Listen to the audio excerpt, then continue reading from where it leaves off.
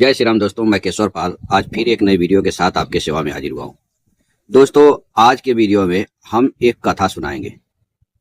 अब वह कथा इन महान संतों के ऊपर है और हम आशा करेंगे कि आप इस वीडियो को अंत तक देखेंगे, क्योंकि यह कथा हर मानव को अपने जीवन में अपनाना चाहिए। ठीक है, तो चलिए वीडियो को शुरू करते हैं और हम आपको कथा सुनाते हैं। दोस्तों, एक बार बगदाद के एक बादशाह का लड़का था, अचानक मर गया। उसने सुन रखा था कि यदि फकीर चाहे तो मुर्दा को जिंदा कर सकता है। तो उसने अपने देश में जितने भी हाजी, काजी, मौलवी, फकीर जितने भी थे, सबको बुलाया और उनसे विनती किया, आग्रह किया कि कृपया आप लोग हमारे इस बच्चे को जिंदा कर दें, क्योंकि यह मेरा एकलौता बेटा है। सभी फकीरों ने, मौलवी, काजी, सभी लोगों ने बहुत दुआ विनती की अल्लाह से, मगर वह बच्चा जीवित नहीं हुआ। यह देख करके राजा को बहुत क्रोध आया और उसने सभी को बोला कि मैं तुम लोगों को फांसी पे चढ़ाऊंगा। उन सब में से एक मौलवी साहस करके राजा के सामने गया और हाथ जोड़कर विनती की कि आप हमें 1 सप्ताह का समय दें और इस लाश को सुरक्षित रखें। मैं आपसे वादा करता हूं कि मैं इस बच्चे को जरूर जीवित कर दूंगा। अगर नहीं जीवित कर पाया तो आप हम सबको 1 सप्ताह के बाद फांसी पे लटका देना। बादशाह बोला, ठीक है, तुम अपना वादा को याद रखना। 1 सप्ताह के बीतते बीतते मैं इन सबको फांसी पे लटका दूंगा, तुम इस बात का ध्यान रखना। वह मौलवी बोला, ठीक है। दोस्तों, उस मौलवी ने हमारे देश के बारे में बहुत सुन चुका था। उसको पता था कि हमारे देश में ऐसे ऐसे फकीर हैं जो मुर्दा को जिंदा कर सकते हैं। अब वो बगदाद से भारत के लिए रवाना हुआ और उस टाइम हमारे देश पे अकबर का शासन था। उसने सीधा अकबर के दरबार में आया और अकबर से सारी कथा सुनाया कि हमारे देश का बादशाह का लड़का मर गया है और उसने 1 सप्ताह का समय दिया है। अगर हम 1 सप्ताह में उसके बच्चे को जीवित ना कर पाए तो हम सभी मौलवियों को फांसी पे लटका देगा। आपके देश में बहुत सारे फकीर हैं जो मुर्दा को जिंदा कर सकते हैं, अतः आप उनको बुलाइए और मेरे साथ मेरे बगदाद भेज दीजिए। अकबर ने तुरंत बीरबल महाराज को बुलाया और बीरबल से बोला, महाराज, हमारे देश में क्या कोई ऐसा फकीर है जो मुर्दा को जिंदा कर सकता है? बीरबल ने कहा, महाराज, हमारे देश में बहुत सारे फकीर हैं जो मुर्दा को जिंदा कर सकते हैं। तो अकबर ने कहा, ठीक है, उनमें से कौन कौन फकीर हैं, जरा उनका नाम बताओ। तो बीरबल महाराज बोले, महाराज, फकीर तो बहुत हैं, मगर उनमें मुख्य फकीर हैं चित्रकूट के तुलसीदास जी महाराज और वज्र के सूरदास जी महाराज और काशी के कबीरदास जी महाराज। अगर ये तीनों संत चाहें तो मुर्दा को जिंदा कर सकते हैं।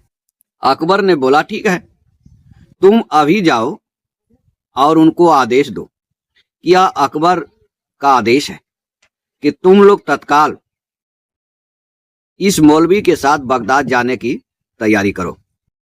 बीरबल महाराज बोले, राजन, ये ऐसे फकीर नहीं है जिनको आदेश दिया जाए, इनके पास जा करके अनुनय विनय किया जाता है, इनको आदेश नहीं दिया जाता।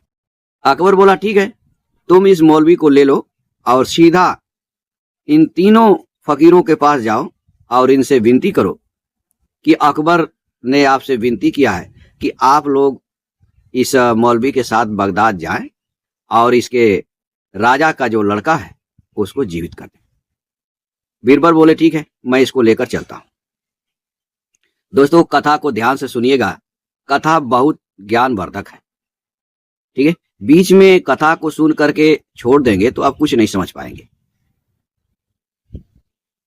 बीरबल महाराज मौलवी को लेकर के चित्रकूट में तुलसीदास जी के पास जाते हैं और तुलसीदास जी महाराज से कहते हैं कि इस मौलवी के बादशाह का लड़का मर गया है और यह मौलवी बगदाद का है, आप उठिए और इसके साथ जाइए और बगदाद में उस लड़के को जिंदा कर दीजिए। अकबर महाराज ने आपसे विनती की है। तुलसीदास जी महाराज बोले ठीक है, हम मुर्दा को वास्तव में जिंदा कर सकते हैं, लेकिन हमारी एक समस्या है। हम एक हिंदू फकीर हैं और वह मुस्लिम देश है। हम जहां गौ को माता मानते हैं वहीं उस देश में गौ को काट के खाया जाता है, तो हमारा वहां जाने पर मेरे धर्म की हानि होगी और मेरी मर्यादा भंग हो जाएगी। अगर आप यहां ला दें उस लड़के को तो मैं निश्चित जिंदा कर दूंगा, लेकिन मैं वहां नहीं जा सकता। यह सुन करके मौलवी बोला, महाराज मुझे आने में 3 दिन लग गया, फिर जाऊंगा, जाने में 3 दिन लग जाएगा, फिर उस लड़के को लेकर आऊंगा तो 3 दिन लग जाएगा। इस तरह से जो हमने बादशाह को वचन दिया है कि आपके लड़के को 1 सप्ताह के अंदर में जीवित कर दूंगा, तो वह दिन पूरा हो जाएगा और वह सभी मेरे साथियों को फांसी पे लटका देगा। तुलसीदास जी बोले ठीक है, मैं भाई मर्यादा से बंधा हुआ हूं और मैं नहीं जा सकता। मौलवी बीरबल से बोला, महाराज अब क्या होगा? बीरबल बोले ठीक है, चलो सूरदास के पास चलते हैं। बीरबल महाराज मौलवी को लेकर के सूरदास जी के पास जाते हैं और सूरदास जी से विनती करते हैं कि आप बगदाद जाइए और इस मौलवी के बादशाह के लड़के को जिंदा कर दीजिए, क्योंकि अकबर ने आपसे बहुत विनती की। सूरदास जी बोले, देखो भाई, 84 कोस में मेरा वज्रमंडल है, जहां हमारे आराध्य भगवान श्री कृष्ण रहते हैं, और मैं भक्ति मर्यादा में बंधा हुआ हूं और इनको छोड़कर इस वज्रमंडल से बाहर नहीं जा सकता। अगर तुम चाहो उस बच्चे को यहां लेकर आओ तो मैं जिंदा कर दूं, नहीं तो मैं अपने प्रभु को छोड़कर बगदाद नहीं जा सकता। मौलवी बोला, महाराज हमने 1 सप्ताह का वचन दिया है और हमें यहाँ आने में 3 दिन लगा है, जाने में 3 दिन लगेगा और फिर आने में 3 दिन लगेगा। तब तक मेरा वह समय पूरा हो जाएगा और उधर बादशाह सभी मेरे भाइयों को फांसी पे लटका देगा, तो कृपया करके आप मेरे साथ चलिए। सूरदास जी ने बोला कि भाई मैं वचनबद्ध हूं और मैं अपने प्रभु को छोड़कर नहीं जा सकता।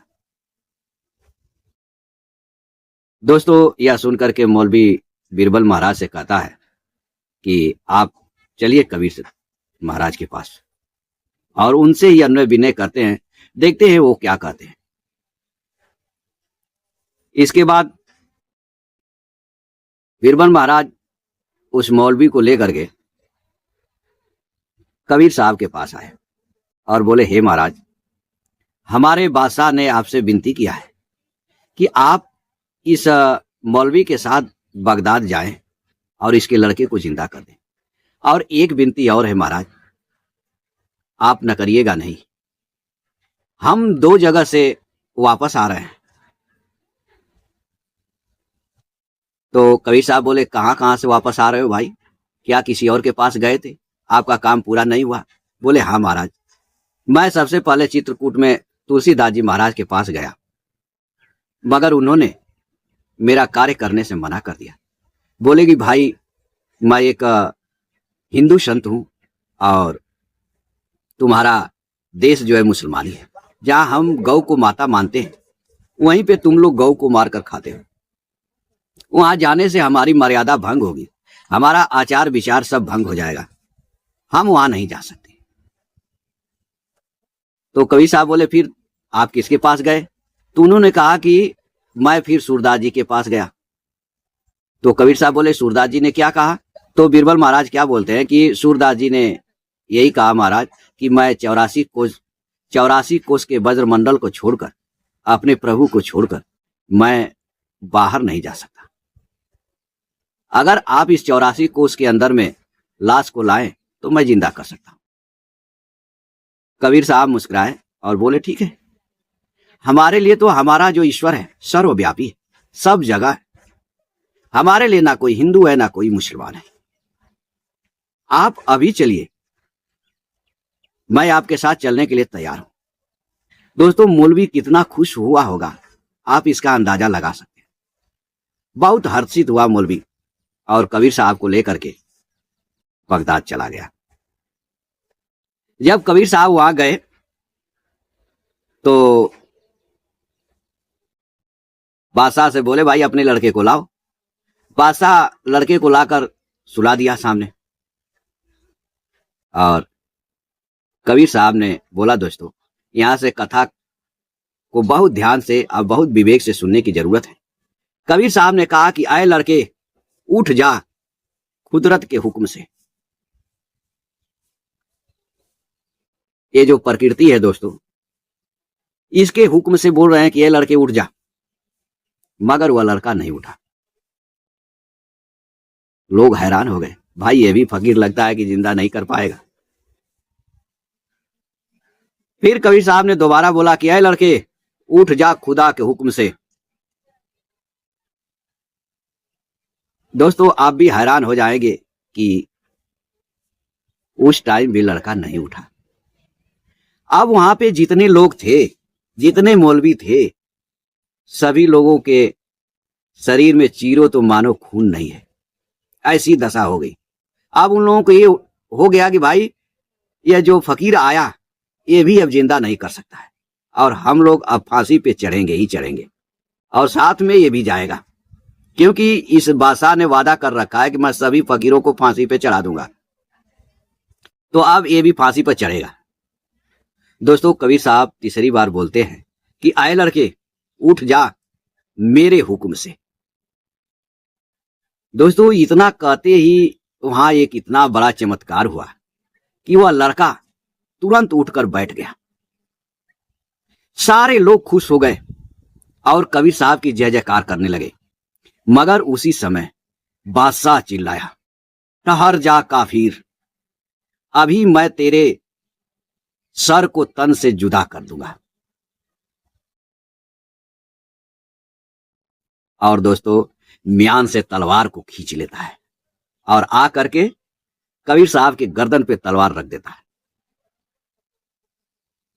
मगर कबीर साहब डरते नहीं है, वो मुस्कुराते हैं और कहते हैं, बादशाह हमने क्या गलती किया जो आज तुम मेरे गर्दन पे तलवार रख दिया? मेरा सर तन से जुदा करने से पहले मुझे मेरी गलती तो बता दे।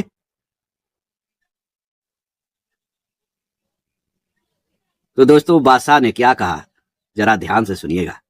बादशाह कहता है कि आए फकीर, हमने जैसे सुना था कि फकीर चाहे तो मुर्दा को जिंदा कर सकता है, ऐसे ही हमने सुना है, हमारे आलिमों ने बताया है, हमारी कुरान में लिखा है, हदीसों में लिखा है कि जो खुद को खुदा साबित करे उसे काफिर कहते हैं और काफिर का गला तलवार से चीर देते हैं। बड़ी दर्दनाक शायरी बोला दोस्तों। कबीर साहब ने बोला कि अय बादशाह, हमने खुद को खुदा नहीं बोला है, शायद तूने ध्यान नहीं दिया। बादशाह बोला कि नहीं, जब तुमने कहा कि आए लड़के उठ जा कुदरत के हुक्म से, यानी खुदा की शक्ति से, तो यह लड़का नहीं उठा। फिर तुमने कहा कि आए लड़के उठ जा खुदा के हुक्म से, फिर भी यह लड़का नहीं उठा। और जब तुमने ये कहा कि आए लड़के उठ जा मेरे हुक्म से, यह लड़का उठ गया। इसका अर्थ यह है कि तुम भगवान की शक्ति यानी कुदरत और खुदा शक्तिमान दोनों से तू बड़ा है, अपने आप को महान बताया। और हमारी कुरान कहती है कि खुदा से बड़ा कोई नहीं है, तो भाई मैं तेरा गला चीरूंगा। बादशाह जब ऐसा बोला दोस्तों, तो कबीर साहब क्या कहते हैं जरा ध्यान दीजिएगा। कबीर साहब कहते हैं कि आए बादशाह, भगवान तो निष्पक्ष है, वह कुछ भी नहीं करता, उसके दिल में ना तो किसी के लिए दुश्मनी है, ना तो किसी के लिए दोस्ती है। भगवान ने आज तक आकर किसी चींटी को नहीं रौंदा, लेकिन एक मानव को रौंद देता है। एक मानव को एक मानव से दुश्मनी है, एक मानव को एक मानव से सजग रहने की जरूरत है, मगर भगवान किसी के दुश्मन नहीं है। दोस्तों, जैसा कि हमारी गीता में भगवान कहते हैं, इस फोटो कॉपी में पढ़िए। यह फोटो कॉपी गीता अध्याय 9 श्लोक 29 का है। इसमें भगवान कहते हैं, मैं संपूर्ण प्राणियों में समान हूं। उन प्राणियों में न तो कोई मेरा द्वेषी है और न कोई प्रिय है, परंतु जो प्रेम पूर्वक मेरा भजन करते हैं वे मुझ में हैं और मैं भी उनमें हूं। दोस्तों, भगवान ना तो किसी के प्रेमी हैं और ना ही किसी के दुश्मन हैं, लेकिन जो भगवान को निरंतर भजते हैं, भगवान उनमें हैं और वे भगवान में। दोस्तों, यही बात भगवान श्री कृष्ण गीता अध्याय 18 श्लोक 61 में अर्जुन से कहते हैं, अर्जुन, भगवान हर इंसान के हृदय में स्थित है और उस इंसान के स्वभाव के अनुसार उसको भ्रमण कराता है। इसलिए 62 में कहते हैं कि तुम उसके शरण में चले जाओ।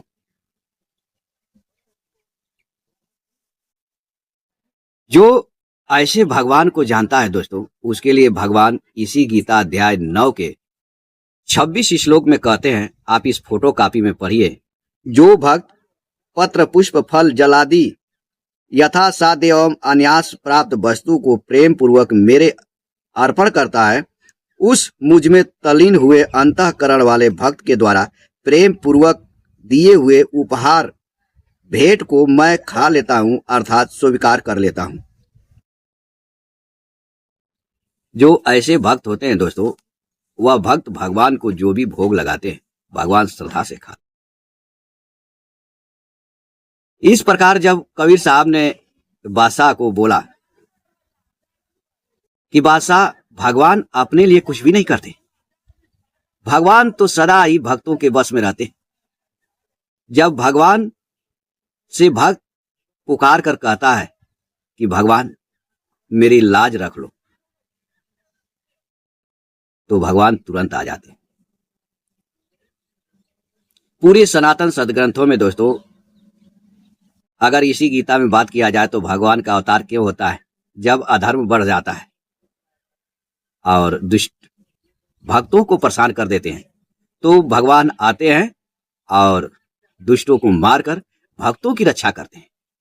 आप पूरे कहीं से भी सनातन सदग्रंथों में अगर भगवान के अवतार की बात हुई है, तो इसीलिए भगवान आते हैं। जब भक्त उनको पुकारते हैं तभी भगवान आते हैं और भक्त की रक्षा करते हैं। भक्त भगवान के देखिए दोस्तों, एक विडंबना, एक ऐसी कहानी, समुद्र मंथन होता है और उस समुद्र मंथन में देवता और राक्षस दोनों समुद्र मंथन करते हैं, मगर अमृत कौन पीते? देवता पीते हैं। राक्षसों को अमृत नहीं दिया जाता है दोस्तों। क्यों? क्योंकि राक्षस कभी भगवान के भक्त रहे ही नहीं। आप कहोगे कि उन्होंने तो बड़ी बड़ी भक्ति की और भगवान ने उनको आशीर्वाद भी दिया, तो दोस्तों वो लोग भक्ति क्यों की? सिर्फ आशीर्वाद के लिए, कि हमें वरदान चाहिए कि हम अमर हो जाए, हमारे पास शक्ति हो जाए, ऐसा हो जाए। और वह शक्ति पा करके उन्होंने केवल दुरुपयोग किया, केवल दूसरे को सताया। ठीक है, तो इस कथा में जब कबीर साहब ने ऐसी बातें उस बादशाह को सुनाई कि बादशाह भगवान अपने लिए कुछ भी नहीं करते, तो बादशाह यह सुन करके कबीर साहब के चरणों में गिर गया दोस्तों और उनसे माफी मांगने लगा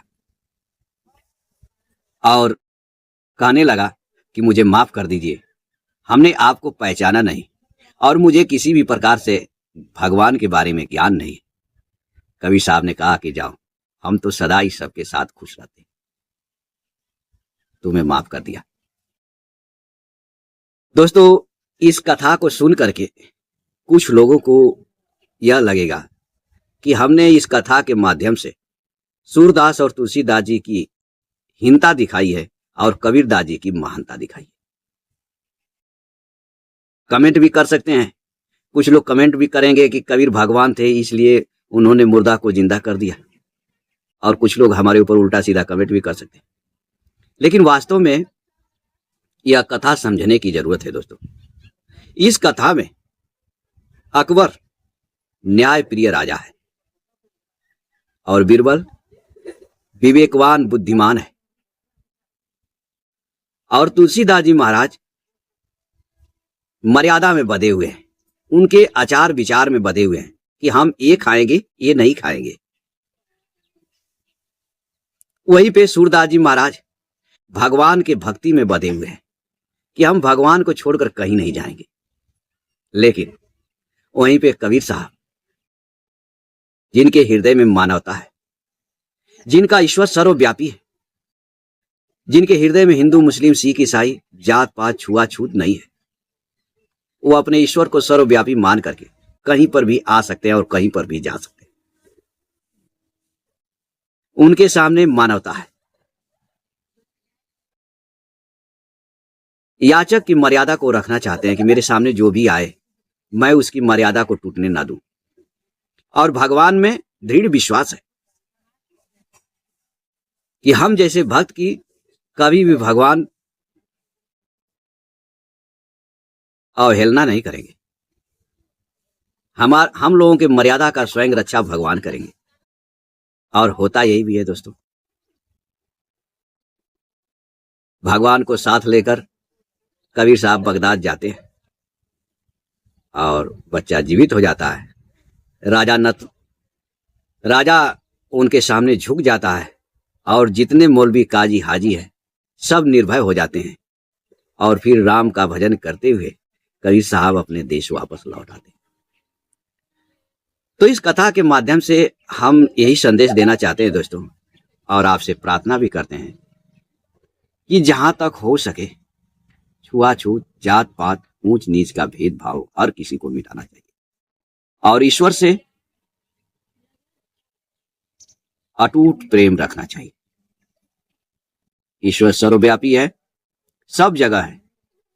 आप जिस नाम रूप को चाहें उसका लेकर भजन करें, किसी एक नाम रूप के लिए आप ना झगड़ें।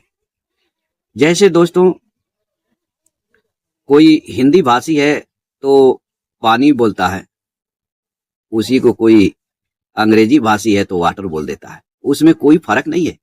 इसी तरह से चाहे राम कृष्ण अल्लाह ताला कुछ भी आप कहें, वो सब एक ही है। इसलिए हम अपनी वीडियो को यही विराम देते हैं, और फिर मिलेंगे नेक्स्ट वीडियो में। तब तक के लिए जय श्री राम।